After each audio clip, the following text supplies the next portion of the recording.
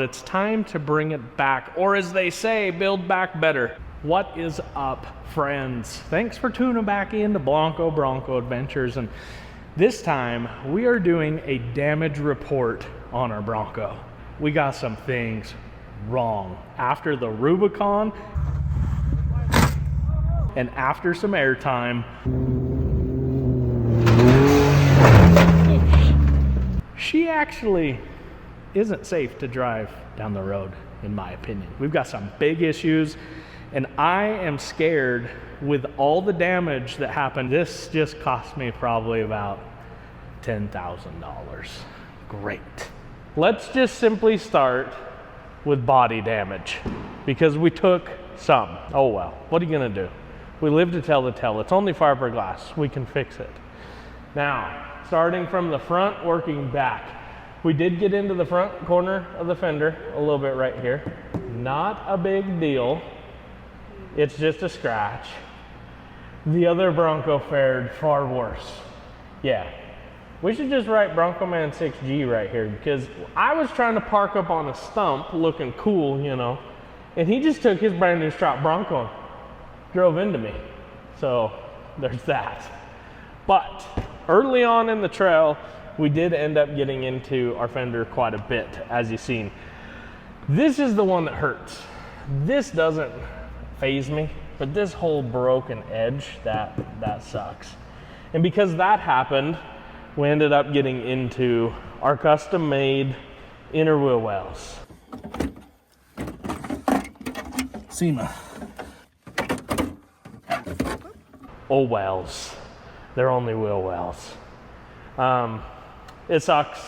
It's only sheet metal. I can recreate it. I made a pattern for these, so most likely we'll probably pull the fender off at some point, fix the damage, drill all the rivets out, make a new one, and we're back, is what it is. We didn't have the doors on, so luckily the doors took no damage, but the rock rail, the rock slider, the steps, those, as you can tell, definitely took some damage. Now, disclaimer, I want to be honest here. These are not meant to be rock sliders. These are deviate steps. Nowhere does it say rock slider, but we use them as rock sliders, and I'll tell you what, they worked. They definitely got hurt within the process, but the reason I went with this step to begin with was because I feel like it kept me out away from the body, you know. Now where I did this, unless this came up to here, you wouldn't be able to turn, it wouldn't have helped. So this is just whatever.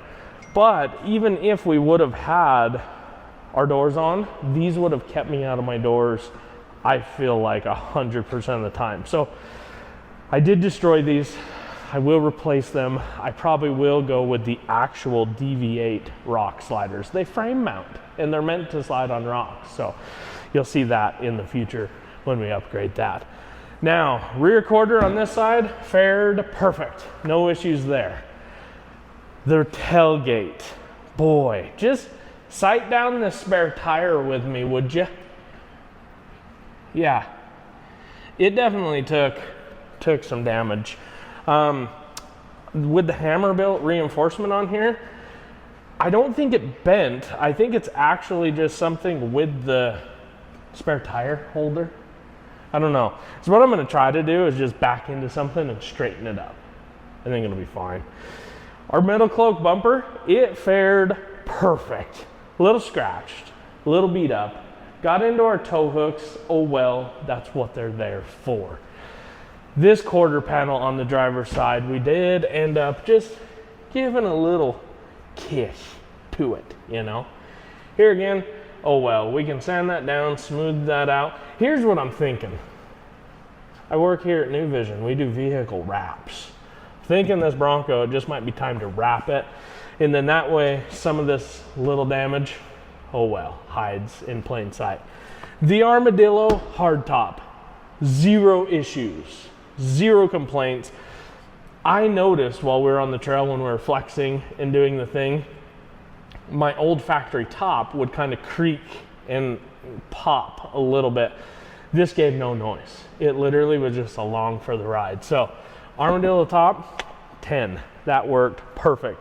Definitely did get into this step a little bit as well.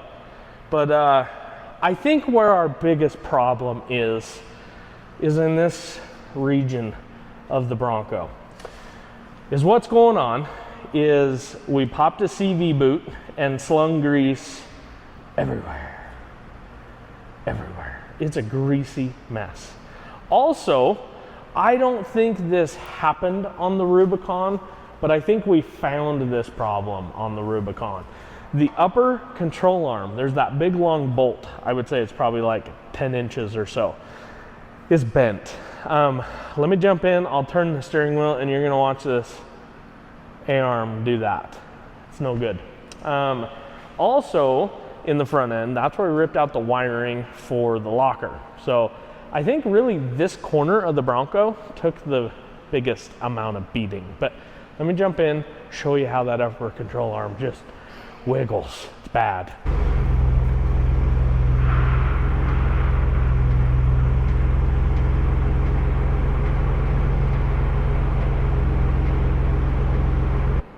And that, my friends, should not happen.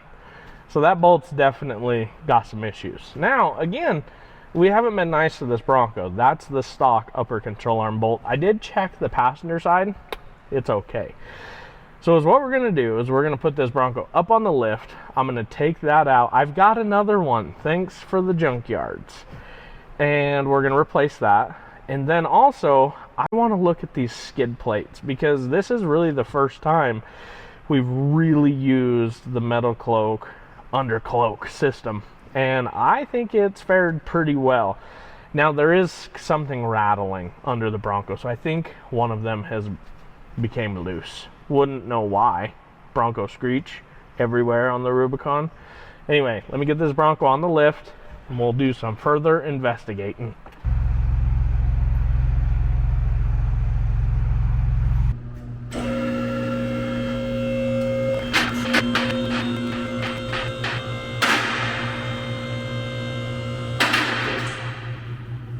Boy, definitely isn't a brand new vehicle anymore. This is used. The Rubicon, again, will test every piece of your equipment. So we ended up scratching our bumper. Dang it, oh well. That was paint. It used to be.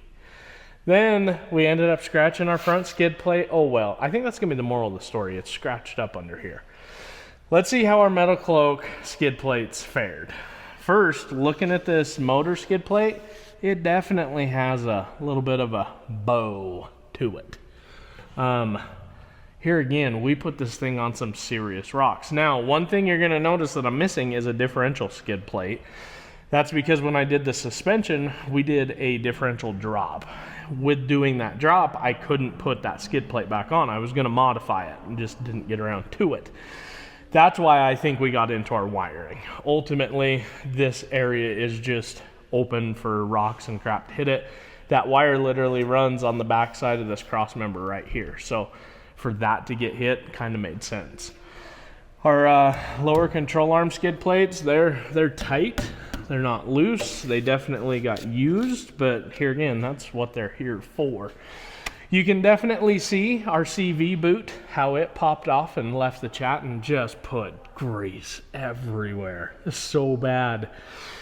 This Bronco needs another day at the spa. And by that, I mean, I've got to clean it. Yeah, but first, we're gonna fix it.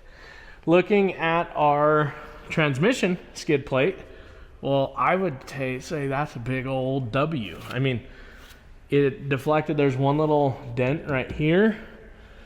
But other than that, looks fantastic. And then our next skid plate back, I guess you'd call this the transfer case skid plate. Again, definitely it was used. There's a little kind of dent here. These have definitely shifted because these gaps should be nice and tight. But oh well, what do you do? Now, the skid plate that I always complain about, fuel tank skid plate.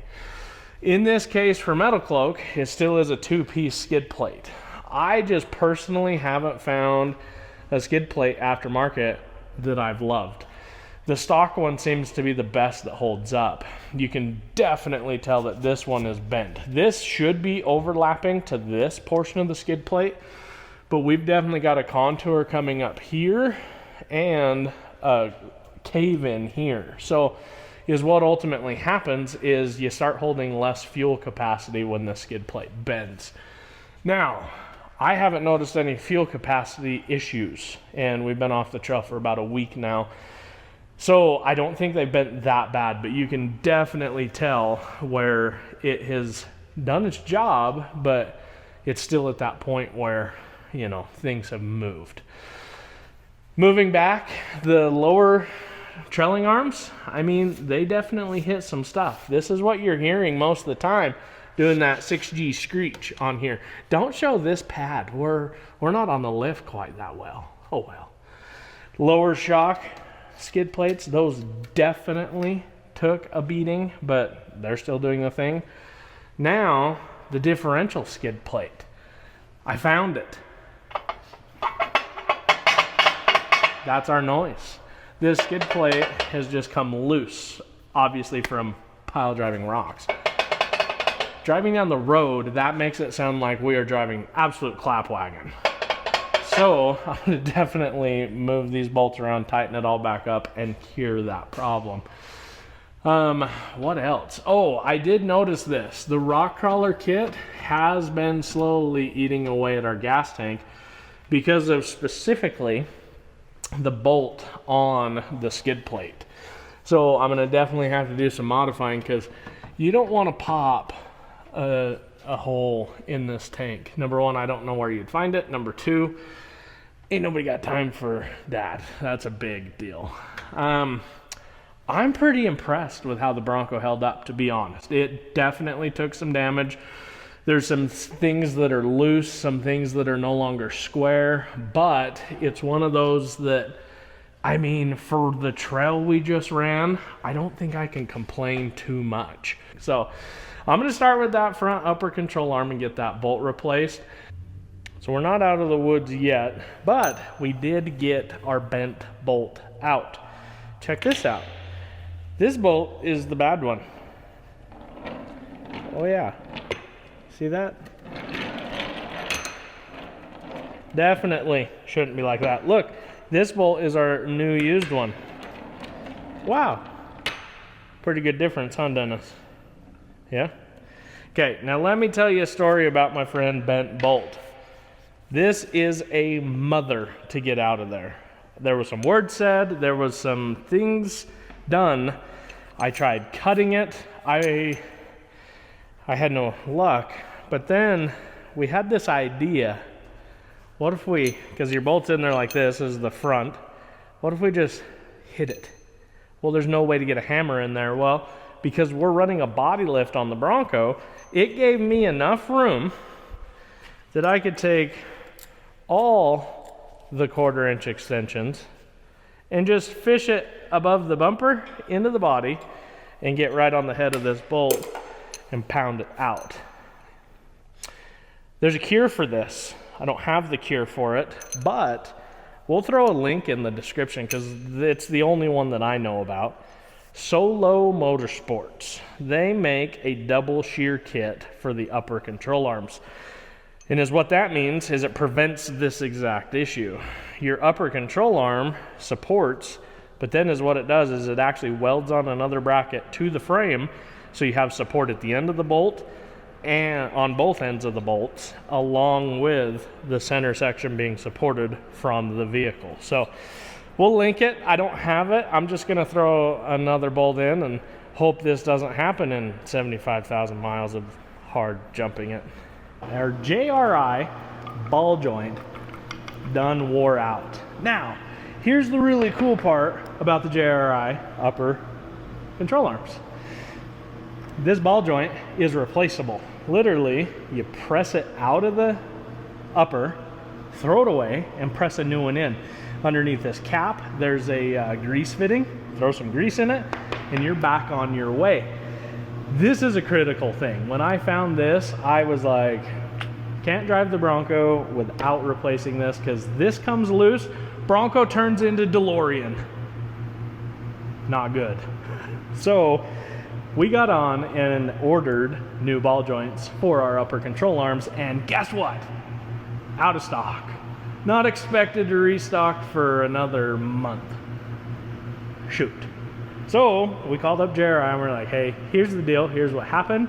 And JRI was on point, took care of us, sent us out a fresh entire upper control arm assembly. Now, this is huge because number one, this gets the Bronco driving again, but number two, gets it to where I get to tell you how great JRI's customer service is. Second to none. Guarantee you. Literally within about a 10-minute conversation, they're like, you know what? Let's make this easy. 2 days, upper control arm. It's pretty cool. Now, when the ball joints show up, I'm gonna keep them on order. I'm gonna take my old upper control arm, press a new ball joint in it, and guess what? Now I got a spare upper for myself or a buddy. Pretty good deal. Anyway, let's get this Bronco put back together and get back on the road. Keep checking out some of this carnage. Man, if only it was just the upper control arm. Such an easy fix. I'm gonna delete on these skid plates real quick.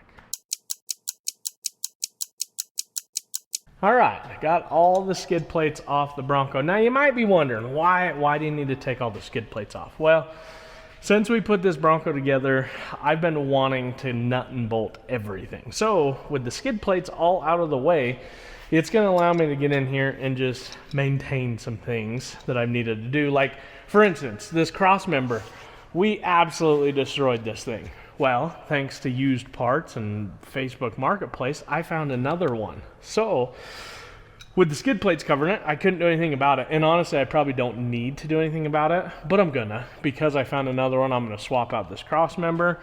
And then, while I'm in here, I'm finally gonna put our sway bar end link back on. So, just things like that that are gonna allow me to do some more without those skid plates in place. Like for instance, we're back here looking over the Bronco and something I didn't notice. Look, our jam nut, it's come loose. So while I'm in here, I'm gonna nut and bolt everything from the rear end all the way to the front end. Now, one thing that we found while we were in here that shouldn't be, while we were on the trail, I could hear something rolling around in the skid plates. And I just, for, you know, make you feel warm and fuzzy, I said, oh, it's a rock. Well, rocks don't just flop up into your skid plate and roll around. Is what happened, and I knew that this was probably the case. When we swapped out this front drive unit, we put some bolts in place of where a factory bolt would actually thread into. We drilled out the threads and nut and bolted it. Well, those nuts and those bolts left the chat. So literally, this whole front drive unit is currently held in by thanks to the CV shaft, which this probably makes sense why the boot popped off, the front mount, and then also the intermediate shaft. So as we were going, I'm surprised we didn't break a CV shaft, because with that much movement, that's just no good. So I'm gonna do the right thing, and I'm just gonna pop the old bolts out and put new bolts in. So that's what I'm gonna do, and I'm sticking to it. Also, while we're in here, the wiring for the front differential, this front locker wiring, normally you can see this goes in right here. So literally this wire runs all the way across your cross member here and then up and over and plugs in. Well, with this moving, makes 100% sense why that thing got sucked out and smashed and ripped all the wires. So not only am I gonna fix the wiring, but I'm also gonna reroute the wiring. I'm probably gonna find a way to maybe bring it forward against the steering rack and run it on this side of the differential and then over to where it plugs in. So that's just some things I gotta tune up on, and without skid plates, it'll just make it so much easier. So it didn't really cost $10,000 like I originally anticipated, but it still is a pretty penny of how much damage we did to the Bronco. You know, nothing failed in a caliber to where we couldn't drive this thing home. We probably shouldn't have, especially with that upper ball joint being blown out of our control arm. Definitely think that one was from jumping it. But I'll do it again. And that's the problem with this sport. You go and you build a vehicle, you make it capable, you go out, you beat on it, you find its weak points, you fix them, you upgrade it, and then you go out and do it again and rinse and repeat. So I am not upset with how the Bronco handled the Rubicon. I'm not upset with how any of the parts performed or underperformed, because everything did what I asked it to. It didn't leave us stranded on the trail. It kept going.